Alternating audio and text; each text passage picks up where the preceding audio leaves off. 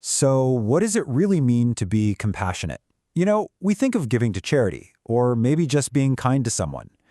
But what if compassion asked for, well, for everything? Today, we're diving into one of the most powerful and honestly extreme examples of compassion ever told. It's a classic Buddhist story, a Jataka tale, about one of the Buddha's own past lives. This story comes right out of an ancient text, a sutra, about a bodhisattva sacrifice to a tigress. And look, this isn't just some fairy tale. It's a foundational story that explains a key, profound moment on the long road to becoming a Buddha. And the whole thing kicks off with a simple question.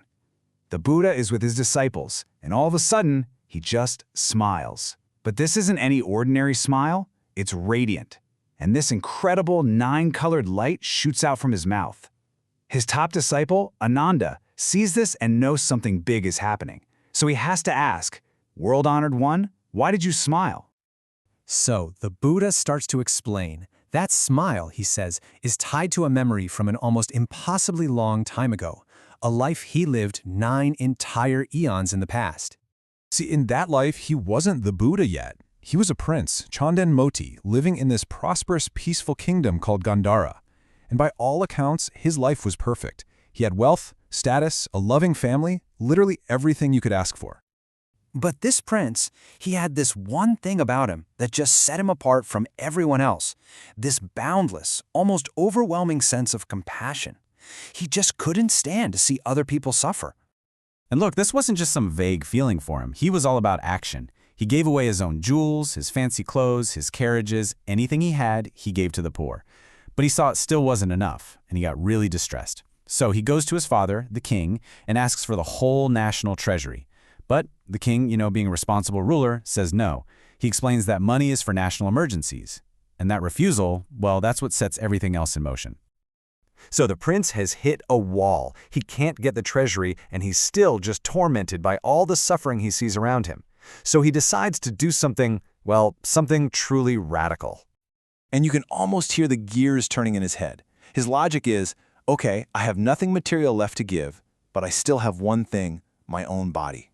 It's this profound shift where his very self becomes a tool for compassion. And he actually does it. He sneaks out of the palace, travels to a neighboring kingdom, and sells himself as a servant to a Brahmin for 1,000 gold coins. The second he gets that money, he gives it all away to help the poor, and then he begins this new life of just grueling hard labor. Now, after a bunch of other dramatic events, the prince does eventually get his freedom and go home. But that whole experience, it changed him. He gives up his royal life entirely to go practice spirituality in the mountains. And it's up there that he faces the absolute ultimate test of his compassion. So imagine this scene. A fierce snowstorm has been raging for days. High up in the mountains, the prince finds a tigress who has just given birth. She is so incredibly weak from starvation, she can't hunt. And in her pure desperation, she's about to eat her own 7 newborn cubs. Now, what he does next isn't some impulsive, desperate act. It's a very deliberate process. First, he just feels this wave of overwhelming compassion. Then he goes into a deep meditation, and that's when it hits him. This is it. This is the culmination of a vow he made lifetimes ago to sacrifice his body 1,000 times for others. This is the last one. With that clarity, he makes one final great vow for the enlightenment of all beings. And then he throws himself in the cliff. And this is so important. His sacrifice isn't just about saving the tigers. It's a strategic move. He dedicates the merit, all the immense positive energy from this selfless act towards his own enlightenment. Why? So that he can gain the power to ultimately help all beings. It's compassion on a cosmic scale. But the story doesn't just end with his death. Oh no. The impact of what he did continues to ripple out in this truly miraculous way. His family, his parents, his wife are of course absolutely shattered when they find out what happened. They manage to find his remains, just bones left behind by the tigers, and they build this magnificent memorial tower, a Stūpa, to honor his memory. And this is where the story takes another fascinating turn. The Stūpa becomes this famous place of pilgrimage. The text says that people who were suffering from incurable diseases would travel to this tower to pray, and miraculously they were healed. His single act of compassion created this lasting field of healing energy that kept helping people long after his physical body was gone. Okay, so after telling this whole epic story, the Buddha finally turns back to his disciple Ananda and brings it all full circle, explaining the reason for that mysterious smile at the very beginning. He starts connecting all the dots from the past to the present. He says, that prince? Well, that was me in a previous life.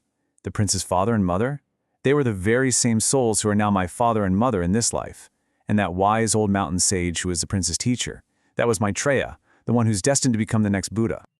And here it is, the ultimate lesson of the whole story. The Buddha reveals that this one single act of complete, selfless compassion was so unbelievably powerful, it literally propelled him forward on his spiritual path. So much so that he achieved enlightenment a full 9 eons sooner than his own teacher was supposed to. It was like a spiritual quantum leap, all fueled by giving absolutely everything he had. So this ancient story really leaves us with a pretty profound question to think about, right? We've just seen a being give away his possessions, his freedom, and in the end his own life, all for others. It really forces us to ask ourselves, is there a limit to compassion? And what incredible power might it unlock if we push past what we think is possible?